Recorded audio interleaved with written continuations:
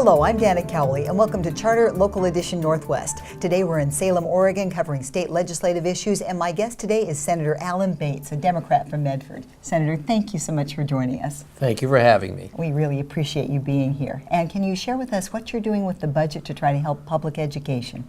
Probably the biggest emphasis in this legislative assembly, and there's lots of things going on, but the big emphasis is to reverse something that's been going on for the last 10 years in Oregon. That is a defunding of public education, primarily defunding of K through 12. We've got some of the shortest years for education in the United States, some of the largest class sizes. Because of the recession, we've just not had the money to put back into K-12 like we should. And we've got some great systems in the state. Our districts do a good job, our teachers do a great job. When you're laid off 700, 800, 900 teachers over the last few years, they can't do their job. The class sizes are too big, especially in the lower levels, K through about 6. They really, when you have 30 or 40 kids in a classroom, you just can't get the education done you need. So the big push this year has been to do that. We're going to put out a budget next week for K-12. It'll go through Ways and Means this week for $1 billion more in K-12 spending, and we've put that in place, and then developed other budgets around it in health and not out in education, but in health and public safety and others that will allow us to put that money in there without hurting the other budgets. And it's the first time, and since in my career up here in 12, 13 years, that we've really been able to put money into K-12, and it's really important we do it. We expect to see some real dividends paid on that as time rolls by. I think the state does a couple things that are really important, and one is obviously public safety. One is obviously transportation. By the way, none of our bridges have fallen in rivers lately around here. Always good. It's always good. I know what's happened in the Skagit River.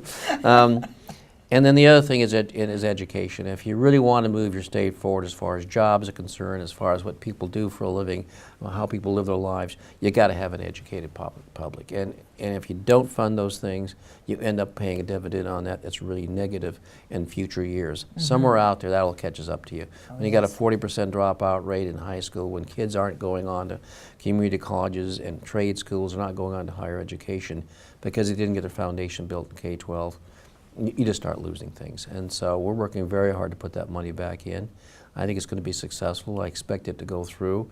We've talked to both our Republican colleagues and our Democratic colleagues in the House and in the Senate. The votes are there, and we expect this budget to go through and be completed within the next 2 or 3 weeks. So we're kind of excited about putting some money back where we should for the first time in years. That will be a nice change. I know the teachers will love it. And as a parent, I know as things have shifted with education, having the half days, the furlough days, especially when your children are young and you're trying to work, it's a nightmare to try to get all the coverage and make them transported where they need to be at this time and that time. It's very difficult, so I'm sure parents will love this. They should. I mean, the furlough days should go away completely.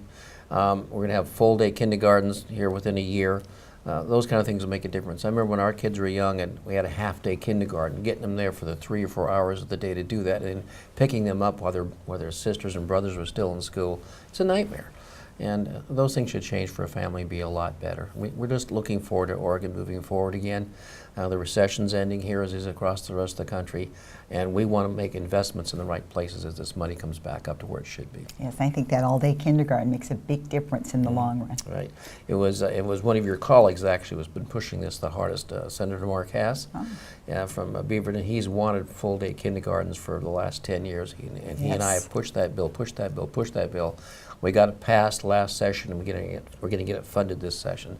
So we should have full-day kindergartens across the state. Wonderful. Senator Alan Bates, thank you so much for joining us. We appreciate it, and we appreciate you watching. I'm Dana Cowley, and this is Charter Local Edition Northwest.